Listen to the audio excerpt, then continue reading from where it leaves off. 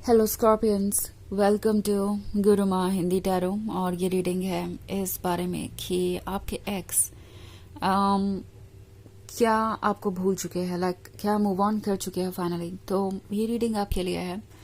अगर आप एक कॉम्प्लिकेटेड सिचुएशन में हैं, आपका ब्रेकअप हो चुका है मगर आपके दिल में फीलिंग्स अभी बाकी है, आप अभी भी ऐसा फील करते हैं जैसे कोई कनेक्शन है आपके और उनके बीच, अभी भी वो लव बाकी है, एंड आप सोच रहे हैं कि क्या ये पर्सन भी वैसा ही फील करता है जैसे कि आप, या फिर वो कम्प्लीटली आपको भूल चुके हैं या मूव ऑन कर चुके हैं।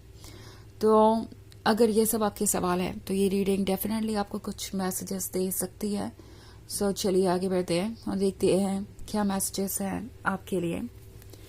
Messages for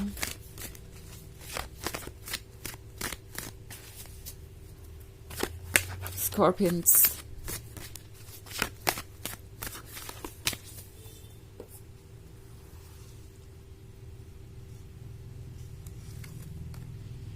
Nine of Swords, the Emperor, Nine of Wands, Eight of Pentacles, and the Magician. Okay. तो ये कार्ड आपसे कह रहा है कि ये पर्सन आजकल कुछ ज़्यादा ही बिजी है। अगर मैं एट ऑफ पेंटिकल्स वाले कार्ड की बात करूं तो वो आजकल बहुत ज़्यादा अपने करियर पे फोकस है, अपने फाइनेंसेस पे फोकस है, आजकल कुछ ज़्यादा ही वर्क कर रहे हैं। और इसकी दो वजहें हैं।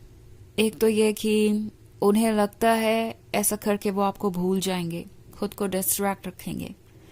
दूसरा ये कि किसी को उनकी परवाह नहीं है अगर वो फाइनेंशियली स्टेबल ना हो तो। ऐसा कोई सच इनके सामने आया है ना। ये किसी लवर के ही बारे में नहीं है हमेशा। इट्स नॉट लाइक कि उन्होंने मूव ऑन करने की कोशिश की और लोगों ने उन्हें इसलिए नोटिस तक नहीं किया क्योंकि उनके पास कुछ था ही नहीं ऑफर करने को, या वो फाइनेंशियली स्टेबल नहीं है इसलिए। ये फैमिली मेंबर्स के भी बारे में है।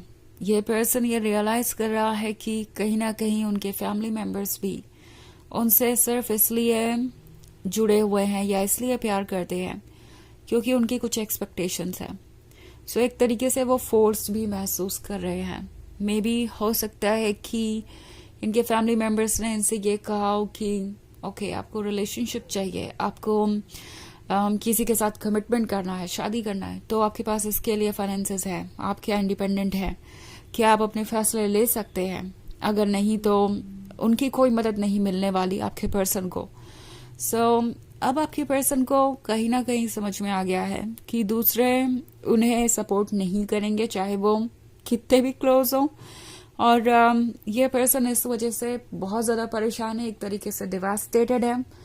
जब आपका ब्रेकअप हुआ था तो इस पर्सन को लग रहा था कि शायद ये लोग उनके वेल विशर हैं और वो आप दोनों को सिर्फ इसलिए साथ में नहीं देखना चाहते क्योंकि उन लोगों को लगता है कि ये रिलेशनशिप अच्छा नहीं होगा और आप उनके लिए टॉक्सिक साबित होंगे। बट अब वो रियलाइज कर रहे हैं कि शायद वो लोग सिर्फ और सिर्फ उन्हें कंट्रोल करना चाहते थे क्योंकि आपका पर्सन उन पर डिपेंडेंट था। सो इट्स लाइक आपके पर्सन को ये रियलाइज हो रहा है कि वो अपनी मर्जी से कुछ भी नहीं कर सकते, कोई छोटे से छोटा काम भी नहीं जब तक कि दूसरों का उनके लाइफ में कोई भी कंट्रीब्यूशन है या दूसरों से वो किसी भी तरीके की हेल्प ले रहे हैं। सो उन्हें रियलाइज हो रहा है कि अपने कंफर्ट जोन में रहना, स्ट्रांग नहीं बनना, अपने लिए स्टैंड नहीं लेना आज उन्हें कितना ज्यादा भारी पड़ रहा है। नाइन ऑफ स्वॉर्ड्स के साथ अकेले हैं, पछता रहे हैं और उनके ख्याल उन्हें और भी ज्यादा परेशान कर रहे हैं। इट्स लाइक जितना ज्यादा अकेलापन है उतना ज्यादा सोच रहे हैं, उतने ज्यादा थॉट्स इन्हें बॉदर कर रहे हैं। और द एम्परर के साथ ये वो रियलाइज कर चुके हैं कि वो एक्चुअली वो नहीं है जो वो खुद को समझते हैं। ये वो पर्सन है जो अभी से पहले खुद को बहुत स्ट्रांग समझता था, बहुत डोमिनेंट समझता था। उन्हें लगता था कि दूसरे इसलिए उनकी रिस्पेक्ट करते हैं क्योंकि वो एक काफी स्ट्रांग पर्सन है और किसी को भी कंट्रोल कर सकते हैं। बट अब उनका यह भ्रम टूट गया है। उन्हें रियलाइज हो रहा है कि वो एम्परर नहीं है और जो 2 मिनट के लिए उन्होंने एम्परर वाली एनर्जी महसूस की वो भी आपके वजह से ही थी।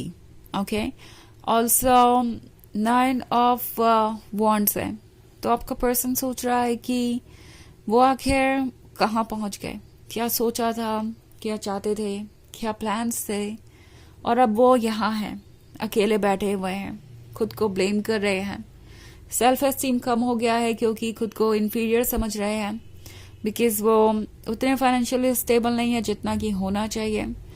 दूसरों ने उनके अंदर ये फीलिंग इंस्टिल कर दी है कि वो प्यार के काबिल नहीं है, और ना ही उन्हें ये मिल सकता है जब तक कि वो खुद पर फोकस ना करें या अपने वर्क पे फोकस ना करें, अपने करियर पे फोकस ना करें।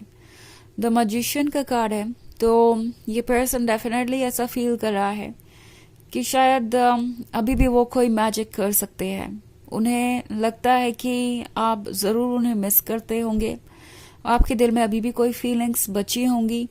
सो मैजिशियन सोच रहा है कि क्या उनके पास अभी भी कोई मौका है, क्या वो कोई मैजिक क्रिएट कर सकते हैं, क्या आपका दिल दोबारा जीता जा सकता है, क्या आपको ये भरोसा करवाया जा सकता है कि आपको उनके साथ इस रिलेशनशिप में होना चाहिए। तो ये सारी बातें उन्हें परेशान कर रही हैं। ओके, हालांकि ये एक जनरल रीडिंग है तो ये सबसे रेजोनेट नहीं करेगी, एनर्जी रिवर्स हो सकती है अगर आप क्रॉस वॉचर हैं। इसके अलावा अगर आप पिछले वीक की रीडिंग देखना चाहें या ईयरली रीडिंग देखना चाहें 2025 की, तो उसका लिंक आपको डिस्क्रिप्शन बॉक्स में मिल जाएगा हमेशा की तरह।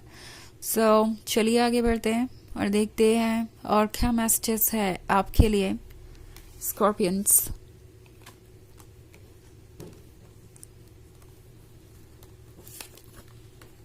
Two of Wands, Ten of Pentacles, Three of Swords, Five of Cups, and the Devil. Okay. तो एक बार फिर से टेन ऑफ पेंटिकल्स वाला कार्ड है।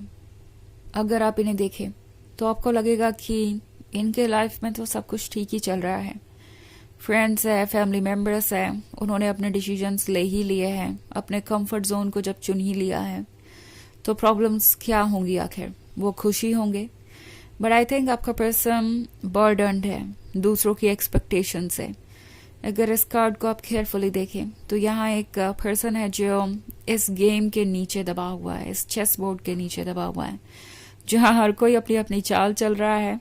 तो इस पर्सन को रियलाइज हो रहा है कि हर कोई सिर्फ अपने बारे में सोच रहा है, उसके अकॉर्डिंग एक्ट कर रहा है और अपनी एक्सपेक्टेशंस का बर्डन उन पर डाल रहा है और वो ये बर्डन कैरी कर रहे हैं। तो आंखें काफ़ी देर से खुली हैं, इस बात का अफसोस है उन्हें, क्योंकि अगला ही कार्ड थ्री ऑफ सोर्ड्स का है।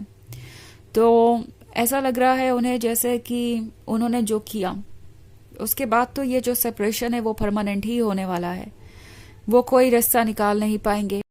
आप ऑलरेडी इतने हर्ट हैं कि उन पर ट्रस्ट नहीं कर पाएंगे। द डेविल के साथ आपने उनका डार्क साइड देखा है और उसके बाद आप उन पर भरोसा करें, ये पॉसिबल नहीं है।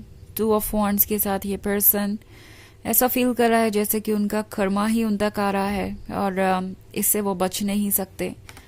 फाइव ऑफ कप्स के साथ उन्हें आपकी कही हुई कुछ बातें भी याद आती हैं कि वो गलत फैसला ले रहे हैं या जिन लोगों पे वो ट्रस्ट करते हैं शायद वो लोग उनके वेल विशर नहीं है। उस समय भले ही इस पर्सन ने जज किया हो, आप पर गुस्सा निकाला हो, बट अब वो चीज़ें सही होती हुई दिखाई दे रही हैं और ये पर्सन काफ़ी रिग्रेट भी कर रहा है। तो चलिए देखते हैं आपके लिए ऑरेकल मैसेज क्या है।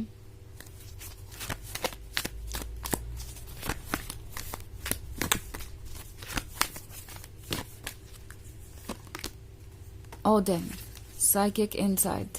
Your third eye is open. See truth for what it is. Follow your intuition.